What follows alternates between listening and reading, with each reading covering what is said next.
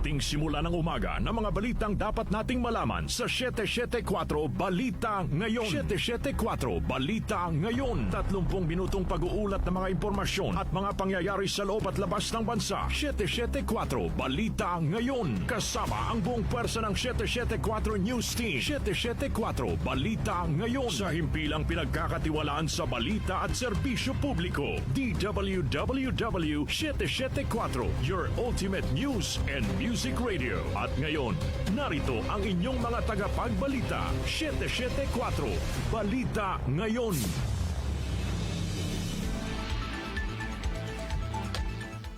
Magandang umaga, Luzon, Visayas at Mindanao. Ngayon po ay araw ng Lunes, November 17, 2025. Sabayan po tayong napapakinggan sa 107.9 DWHT-FM Dagupan. Narito na ang 774 Balita Ngayon. 774 Balita Ngayon. Kami po ang inyong tagapagbalita, Jackie Magistrado Rubio. Ako naman po si Kenny Gacosta. At sa mga ulo ng balita. Headlines. Taas presyo ng mga produktong petrolyo aasahan ngayong linggo. Headlines. 17 pesos na pasahe sa jeep, imposibleng mangyari ayon sa LTFRB. Headlines. Bahay ng peaceful rally ng INC iginit na nakatuon sa konkretong aksyon laban sa katiwalian at hindi pagbagsak ng gobyerno. Headlines. Naiwang kalat ng nakaraang administrasyon, patuloy na nililinis ni Pangulong o ng Marcos administration, sabi ni Palace Press Officer Claire Castro. Headlines. Dating House Speaker Martin Romualdez, pinangalanan ni dating ako Bicol Representative Saldico na magpapapatay sa kanya sakaling magsalita siya sa pagkakasangkot nito sa flood control o kung siya'y magbabalik Pilipinas. Headlines. Mga aligasyon ni dating ako Bicol Party List Representative Zaldico, tinawag ng Malacanang na kasinungalingan at propaganda. Timing ng paglalabas ng video, kinwestiyon din. Headlines. Sa ating Metro News, pasok sa mga paralan sa Maynila, suspendido hanggang bukas dahil sa INC rally.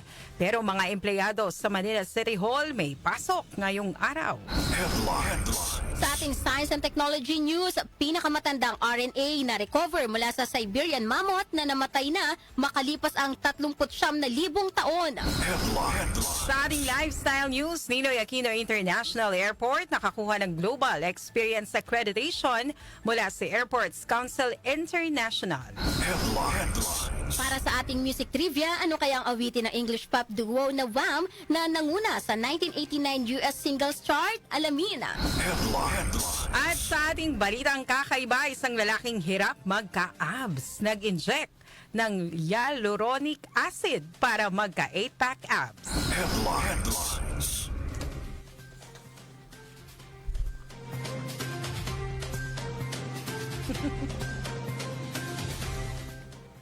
Samantala, dubako na tayo sa mga detalye ng balita.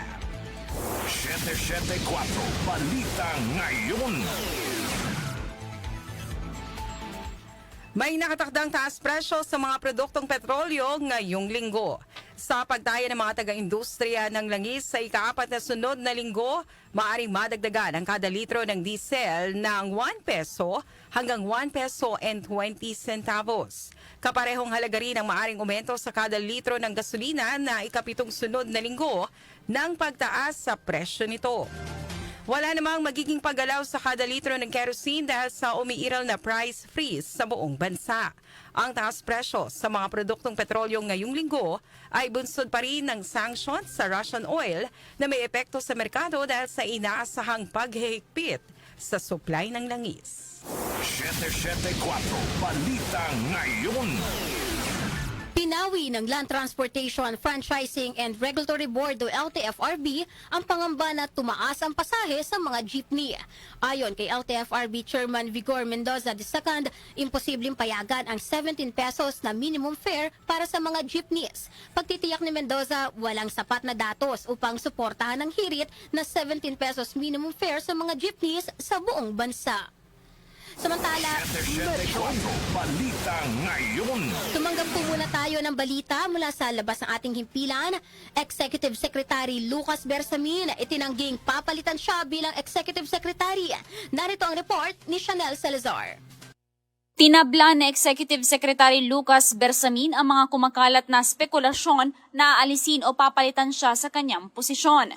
Kasunod ito ng mga kumakalat na ulat tungkol sa umunoy magiging pagbabago sa gabinete ni Pangulong Ferdinand Marcos Jr. Nakasaad sa banga ito na sina Finance Secretary Ralph Recto ang sinasabing posibleng pumalit kay Bersamin bilang Executive Secretary. Samantala si Frederick Go na Assistant to the President for Investment and Economic Affairs naman ang umunoy posibleng maupo bilang bagong kalihim ng Department of Finance. Pero ayon kay Bersamin, walang batayan ng mga ito at hindi niya alam kung saan ito nag-ugat.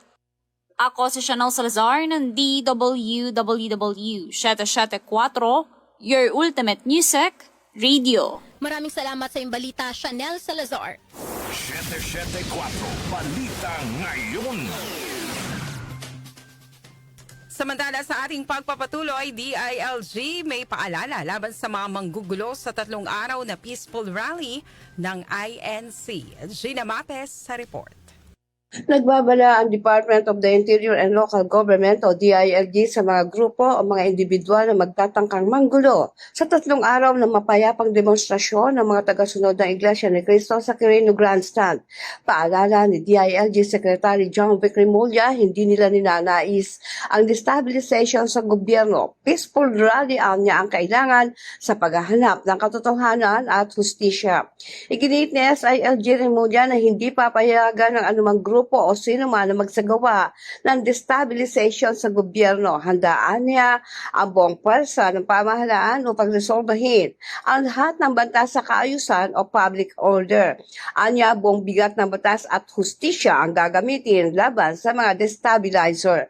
Sa pinakahuling report kahapon, hindi pinayagan ng INC ang alinmang grupo na lumuhok sa kanilang Transparency for Democracy prayer rally, lalo na ang mga may kulay politika. Sa report ng PNP kay DILG Secretary Remulla, generally peaceful ang prayer rally ng INC na ayon sa Manila Police ay nilahakwan ng 650,000 na katao. Ayon kay MPD spokesman Major Pilipines, alas 8:18 ng gabi kagabi natapos ang programa sa Quirino Grandstand.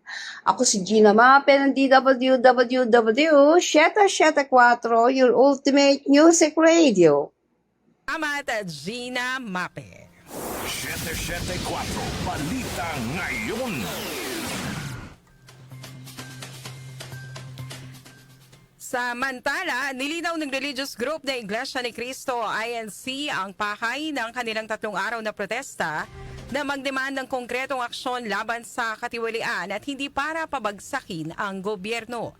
Idinagdag pa ni Bienvenido Santiago Jr., INC General Evangelist, na ang kanilang protesta ay laban sa mga tiwaling opisyal at hindi sa gobyerno bilang isang institusyon. Nagsuot ang mga INC attendee ng puting damit na may nakasulat sa harapan na Transparency for a Better Accountability o Democracy at Transparency at Accountability naman sa likod. Marami naman sa kanila ang sumisigaw ng hustisya, ilantad at panagutin. Sa pinakuling datos ng Manila City Risk Reduction and Management Office, umabot sa 650,000 ang tinatayang bilang ng mga taong dumagsa sa Quirino Grandstand para sa peaceful rally na inorganisa ng INC. 774 Balita ngayon. Tanggap naman tayo ng report sa labas ng bansa. Unang araw ng protesta sa Maynila, naging mapayapa. Ang report ihahatid ni Angel Garcia.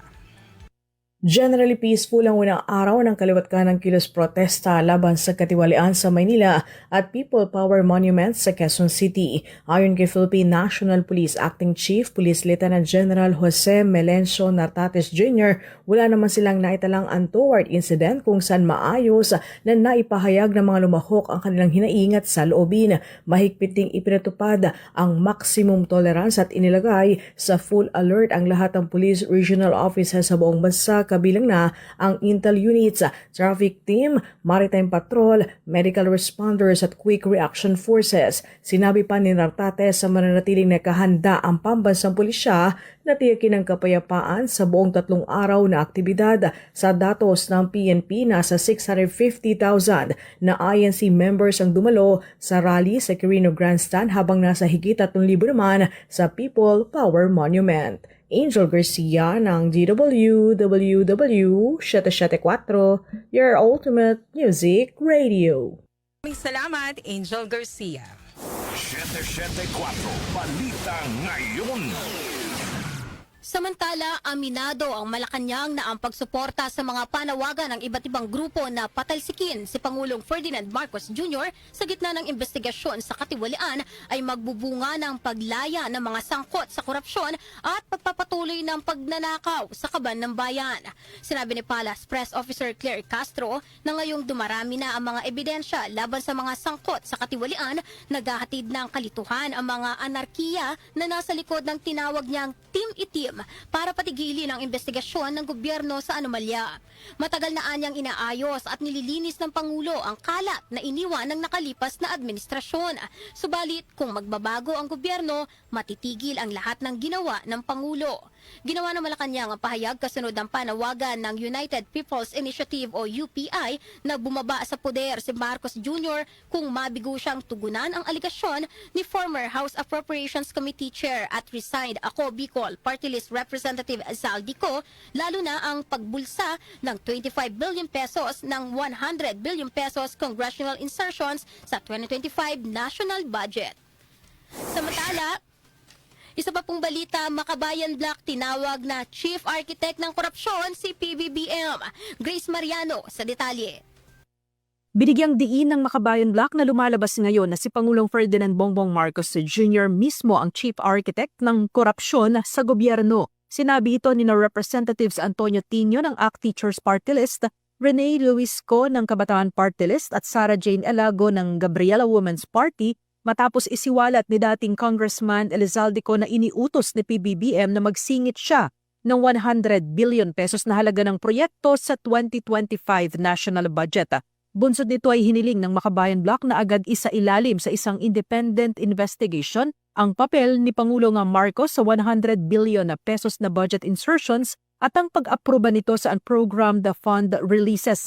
Kasama din nila sa dapat imbestigahan sina dating Speaker Ferdinand Martin Romualdez, DBM Secretary Amena Pangandaman at Undersecretary Adrian Bersamin. Nais din ng Makabayan Black na isapubliko ang lahat ng budget insertions at unprogrammed appropriations sa taunang budget sa ilalim ng kasalukuyang administrasyon. Giit ng Makabayan Black dapat siyasatin kung magkano ang kickback at mga komisyon na napunta kay Marcos at sa iba pang mga opisyal mula sa mga proyektong pang-imprastruktura. Ito si Grace Mariano para sa DWWW 774, your ultimate music radio. Maraming salamat, Grace Mariano. 774 Balita Ngayon. Samantala, tahasang pinangalanan ni dating Ako Bicol Representative Zaldico si former House Speaker Martin Romualdez na nagbanta sa kanyang papatayin siya kung magsalita sa kaugnayan nito sa flood control scam o kung bumalik man siya sa Pilipinas. March 2025 pa lang, si Speaker ay nagpaparinig na sa akin sa aming meeting that he will shoot me if I will talk. At pagkatapos niyang sabihin sa akin in a phone call na "Don't come home, we will take care of you," tumawag ulit si Speaker Martin at sinabihan niya ako na pag umuwi ako will be dangerous. Kasi they might hire someone to do a rob out on me or hire the police to kill me while in jail.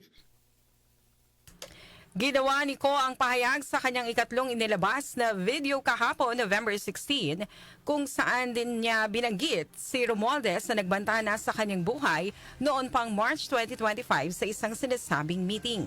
Kasabay nito, pinabulaanan ni Ko ang total kickbacks na natanggap di umano nina Pangulong Ferdinand Marcos Jr. at Romualdez buhat sa maanumalyang infra projects na sa katotohanan ay 56 billion at hindi 21 billion pesos na binanggit nila Henry Alcantara at tinaguri ang DPWH boys na mga DPWH engineer. Isa na dito ay kay Henry Alcantara ang DPWH boys, ang sinasabi nilang halaga sa ICI ay 21 billion. Hindi po totoo yan. Ang totoong numero ay 56 billion pesos at yung pong halaga na yan ay kay Pangulong Bongbong Marcos at Martin Romales na punta lahat. Isisiwalat din niya ang iba pang detalye sa mga susunod na araw. Humingi rin siya ng paumanhin sa publiko lalo na sa kanyang pamilya sa pagsasabing sinunod lamang niya ang kautusan. Muli rin niyang iginiit na walang napunta sa kanyang pera at pinadeliver lamang ito sa kanya ni na Romualdez at Marcos Jr. Sa inyong lahat sa Pilipinas, lalong-lalo na sa aking pamilya, taos-puso akong humihingi ng paumanhin. Ginawa ko lang ang utos sa akin, pero ngayon, handa na akong harapin ang lahat. Uulitin ko po, yung pong pera, wala pong napunta sa akin. Dumaan lang po ang pera sa akin para i-deliver kay Speaker Martin Romales at Pangulong Marcos. Ang tinig ni dating ako Bicol Representative Saldico. 774 Balita Ngayon. Sa kaugnay na balita, itinanggi ng Malacanang ang mga aligasyon ni dating ako Bicol Party List Congressman Zaldico na ipinasok ang 100 billion pesos na pondo sa 2025 national budget. Sa video statement, tinawag ni Palace Press Officer Claire Castro ang paratang niko bilang inconsistent and misleading at patunay lamang na minamanipula niya ang budget. Dahil anya sa isang kasinungalingan at propaganda niko, mas lumalaki ang kanyang kasalanan sa bayan. Sa unang video noong November 14, tinukoy niko si Pangulong Ferdinand Marcos Jr. sa pamamagitan ni Budget Secretary Amina Pangandaman na nag-utos ng pagpasok ng 100 billion pesos para sa mga proyekto sa 2025 national budget. At sinabing 25% dito ang direktang napunta sa Pangulo. Pinabulaan na naman ito ni Castro at sinabing mismong si Marcos Jr. ang nag-veto ng 194 billion pesos na halaga ng line items sa 2025 budget na lampas pa sa 100 billion pesos na tinutukoy niko. Kasabay nito, kwinestyon ni Castro ang timing ng paratang niko. Palaisipan din kay Castro ang delivery ng sinasabing maleta ng pera noong January, May, June, August at October 2024 kung di pa man nagsisimula ang BICAM conference para sa budget 2025. Dahil dito, nananawagan siya sa masusing pagsisiyasat sa pahayag niko. Samantala, publiko pinag-iingat sa mga lumalabas sa social media. Conde Batak sa detalye.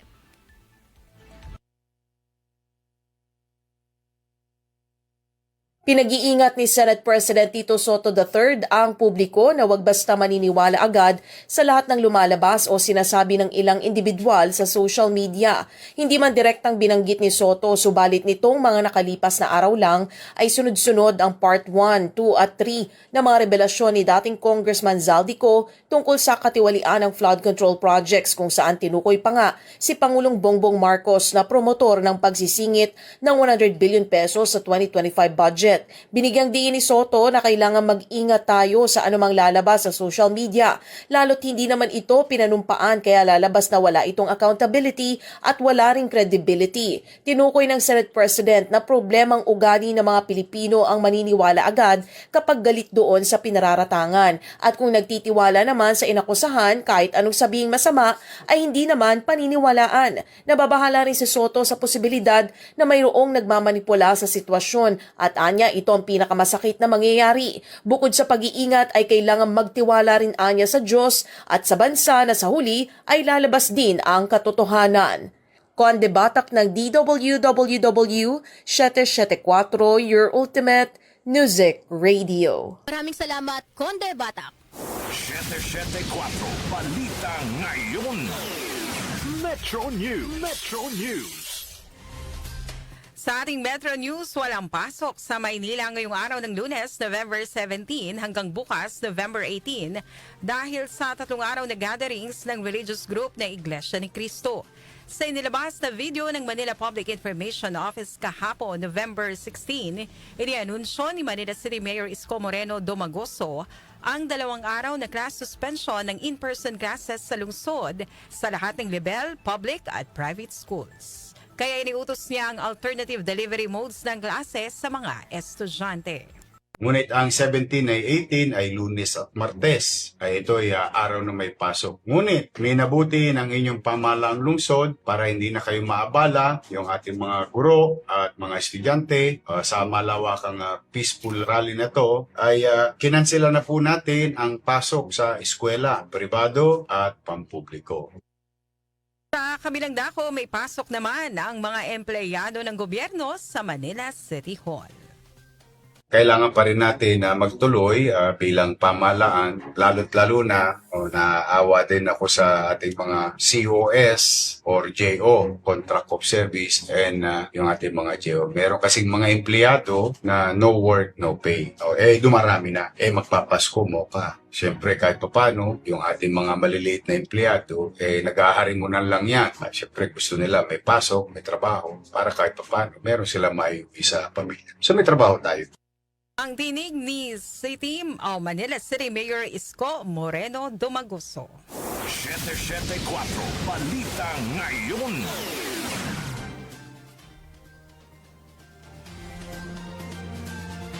Foreign exchange rates. Foreign exchange rates. Narito na ang update sa ating foreign exchange rates. Ang palitan ng piso kontra dolyar ay nasa 59 pesos and 11 centavos. Nasa 68 pesos and 77 centavos naman ang palitan ng piso kontra euro. Habang ang British pound ay nasa 77 pesos and 99 centavos. Ang palitan naman ng piso kontra Saudi Riyal ay nasa 15 pesos and 76 centavos. Habang ang Japanese yen ay nasa 38 centavos. Lotto results. Lotto results. Para sa ating Lotto results, update naman tayo sa resulta ng Lotto. Ihatid sa atin yan ni Jonah Bakiran. Narito na ang mga lumabas na winning combination sa Ultra Lotto 658 na binola kagabi November 16, 37, 12, 13, 29, 10 at 14, kung saan walang nakapag-uwi ng 119,841,821 pesos na premyo. Ang bola naman sa Super Lotto 649 ay ang 1, 7, 32, 17, 34 at 38, kung saan walang nanalo ng 15,840,000 pesos na jackpot prize. Ako po si Jonah Bakiran na nagsasabing wag lang umasa sa bola, tumaya sa buhay para maka-jackpot ka ng tagumpay. Maraming salamat, Jonah Bakiran. Science and Technology. Science and Technology. Para sa ating Science and Technology News, nadiskubre ng mga siyentipiko ang pinakamatanda na tukoy na RNA o ang ribonucleic acid na isang molecule na importante para sa maraming biological functions na nagmula sa woolly mammoth na tumira sa Siberia sa nakalipas na tinatayang 39,000 taon. Matagumpay naman itong nahiwalay at nai-sequence na extract sa muscle tissue sa kaliwang unang paa ng isang batang male mammoth na posibleng 5 hanggang 10 taong gulang.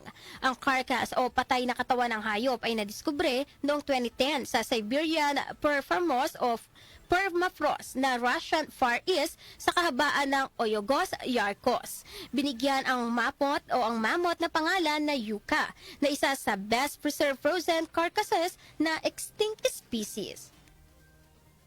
Lifestyle News. Lifestyle News.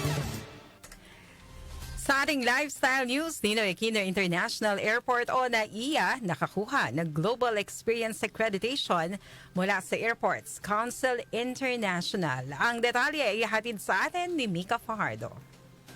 Nakakuha ang Ninoy Aquino International Airport o NAIA ng Global Customer Experience Accreditation mula sa Global Association ng mga Airport Authorities na Airports Council International o ACI.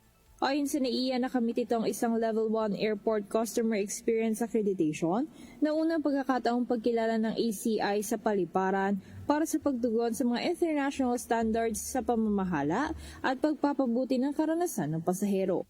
Ang accreditation ay mula sa Airport Customer Experience Accreditation Program ng ACI na sinusuri kung paano naiintindihan, sinusukat at pinapahusay ng mga paliparan ang end-to-end passenger journey. Mula July hanggang September 2025, ang Airport Service Quality Survey ng ACI nakakuha ng real-time feedback mula sa 700 paparating at papaalis ng mga pasahero sa lahat ng terminal. Nakamit ng NAIA ang 100% na pagsunod sa ACI sampling at mga pamantayan ng data na nagpapahintulot sa mga resulta nito na maisama sa Global Benchmarking Program ng organisasyon. Taon-taon humahawak ang NAIA ng 50 milyong pasahero na naglalagay dito sa pinakaabalang paliparan sa rehiyon at binibigyan din ng sukat ng kinakailangang trabaho. Ako po si Mika Fajardo ng DWWW 774, Bureau of Imaging Music Radio. Maraming salamat, Mika Fajardo. Music Trivia. Music Trivia. Para naman sa ating music trivia, ngayong petsa na ito, November 17, taong 1984, nanguna sa US singles chart ang awiting Wake Me Up Before You Go Go ng English pop duo na Wham! Na binubuo ni na George Michael at Andrew Ridgeley. Ang kanta ay sinulat ni George Michael at nirelease noong May 1984 sa ilalim ng Columbia Records na bahagi ng album na may kaparehong titulo, Wake Me Up Before You Go Go. Binigyan ang awitin ng Certified Platinum Award sa US matapos itong bumenta ng higit 2 milyong kopya. Ang Wake Me Up Before You Go Go ang kauna-unahang #1 hit ng duo na Wham! Narango ang Wake Me Up Before You Go Go sa ika-28 pwesto sa listahan ng 100 Greatest Songs of the 80s ng American Basic Cable Television Network na VH1. Balitang Kakaiba. Sa ating balita ang kakaiba, isang lalaking hirap magka-abs. Nag-inject. Ang hirap, basahin ito eh. Ayan, sing hirap nung kaharap ko. Ayan, no? Ayan, Yarononic, tama ba? Ronic. Alamin natin diba? yan sa doktor na may alam na ganyan. Upang magkaroon ng peking 8-pack abs. Ayan, nasa ating linya na, walang iba kundi si Doc Justin. Magandang umaga, Doc. Yes, good morning mga kaliusik. Narito nating balitang kakaiba ngayong araw na ito. Dahil bigong magkaroon ng abs na natural na pamamaraan, idinaan ng Chinese influencer na si Andy Hao Chinanito, The Chemical Way, ginulat ng social media content creator ang kaniyang mga tagahanga nang aminin na 20% ng kanyang katawan ay naglalaman ng hyaluronic acid para magkaroon siya ng 8-pack abs.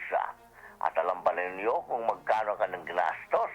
Kumasta lamang naman siya ng 4 million yuan o $562,200 para makapagpa-inject ng 40 doses ng naturang acid sa kanyang balikat, collarbones, dibdib at yan. Pangarap din ni Andy na mag-apply sa Guinness para sa longest lasting artificial abs na mula sa hyaluronic acid ng kung magtatagal ng 3 taon ng kanyang abs. Pero binalaan ng mga health experts si Andy na may seryoso at pangmatagalang epekto ang hyaluronic acid injection sa kaniyang katawan gaya ng bone erosion, blood vessel, necrosis, paghina ng kaniyang natural muscles at acid pouch displacement. Nako, gagastos ka na itong kalaki para lang magkaroon ng abs magtyaga ka na lang exercise at papawis kasi talagang nakukuha naman yan sa natural way. Iba pa rin ang natural, walang halong chemical. Alright, ako si Doc Justin, just out ako. Thank you. Ayan, maraming salamat, Doc Justin. Ayun. Mahirap yun, partner jockey. Oo naman. Para lang magkaroon ka ng abs na yon, injection ang ginawa mong di ba? Parang hindi mo pinaghirapan, di ba? Correct. Yung sa medical nun, baka mas magkasakit ka pa, di ba? Sabi nga, may mga negative din naman na effects yun. After effects. Kasi yun ang karaniwan, di ba? Gusto natin kaagad ma-achieve, no? Yung isang bagay. Like halimbawa, pagpapatangos ng ilong. Correct. Di ba? Yung Okay, Yung sexy pampaslim. na ano, di ba? 24 na Oo. bewang, ganyan. Correct. Oo. Pero, di ba, kung titignan natin yung long-term effect, di ba, baka mas sumakit ho ang ulo natin Correct. kesa yung sa feeling natin or sa thinking natin na medyo hindi tayo kagandahan or hindi Correct. kaseksihan, di Pero ba? Ang problema mo importante yung healthy. ganon, di ba? Oo. Pero problema na, wala akong abs, ay, di ba, tangos ilong ko. Pero pag ano ka na, ganyan, katulad yan, mga injections or what, yung hindi, yung walang ano ha, yung sa doktor, syempre, Yes. yung walang mga basis na talaga, scientific Yung basis. exercise, Oo, oo. yung ganyan, yung gusto mong mabilisan. Nako, in the long run talaga, mas yung problema, baka doon pa lumabas. Saka hindi ko alam kung napapansin din ng ating mga ka-music, no, na kapag medyo minadali ho yung procedure, halimbawa, yun nga, yung pagpapatangos ng ilong, di ba, pagpapabatak, let's say, ganon. Kasi, natatakot ka, no, na mag-aging. Napansin naman talaga di ba? Parang alam mong may something na kakaiba or very unusual no doon sa isang tao. So siguro ang mapapayo natin no sa ating mga ka-music ay mas piliin nating maging healthy. Oo. At hindi lang yung maganda on the surface. Yes, so wala namang masama kasi marami naman rin ang gumagawa niya at talaga naman na scientifically Proven. proven na rin Oo. yan. Mula pa mga nakaraan pa. Pero kung mas try na natin yung sa hindi yung mabilis ang paraan. Katulad din yung pagpapa-abs, ini-inject lang. 'Di ba kung gusto natin talaga ng ganon, dun tayo sa healthy na na paraan, exercise, gym. Wow, nagpayo. Ating galing, saling. Ganyan. Oo, pero syempre, health is wealth. Talagang health is wealth, mga ka-music. Ay, ito, Maniwala personal kayo. question. Oo. Sa mga babae ba, you representing babae. Oo. Ayan. A small portion ha. Pero, ikaw ba, pag nakita mo yung isang lalaki, for instance, na, ay, may abs. Ano ba yon? Attractive or sort of parang mas nagiging interesado ang isang babae? Hindi kasi ako interesado. O, yun na ho yun. Hindi sa akin kasi, well, siyempre, yung mga ganyan, yung makita mo sa mga photos sila sa kanilang mga social media, pero yung Yes. makakasalamuha mo araw-araw, di mo na makikita yan eh. Oo nga. Ang maano ko talaga dyan, hindi kasi ako attractive sa mga, hindi ako okay. na, alam mo na. Oo, Ganon. alam niyo ho ba, yung mga babae, karaniwan, gusto niyan talaga yung Matatali. mapapatawa. Oo, funny. Yung matalino, may Matalino? lalim, may hugot. Di ba? Yung ganun, yung Yes. funny talaga. Di ba nga sabi nila, natatalo ng mga, ano ba yung mga funny na person, may humor talaga, yung mga kagupuhan, may mga Diba? abs, di ba? Ganun. Tama ho ba? Kaya minsan pag nakikita natin sa mga mall o sa mga park, no, halimbawa couple, ang ganda ng babae. Tapos yung lalaki, ay, Okay. Oo, Sakto lang, oo. Ganun. May mga ganong may mga ganyong tataka opinion. ka, di ba? Oo. So, Pero maaring, yun nga, yung humor niya, yung talagang minahal ng babae. Hindi po talaga sa physical kasi talaga dapat tinitignan yan, mga kanyos. ayun, Wow! oh. Word of advice mula ho sa ating kanyusik na si Kenny. Mula sa NBSB. Okay. Health is wealth. 7.4 Balita Ngayon. At yan po mga may init na balita ngayong araw ng Lunes, November 17, 2025. Kami po ang inyong mga naging tagapagbalita. Ako po si Kenny Gacosta. At sa pangalan po ng ating Miss You na nag-birthday nitong Friday, no? Hindi ako nakatiba. Oo nga. Happy Miss birthday! Darlene Olanyo, ayan, belated happy birthday. Napa sa inyo ang 774 Balita Ngayon.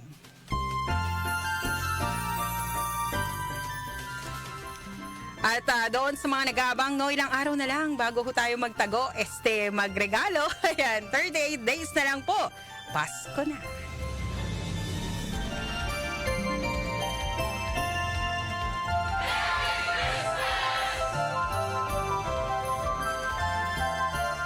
Itama po ang inyong mga orasan ng ating Philippine Standard Time, 14 na minuto, makaraan ng alas 7 ng umaga.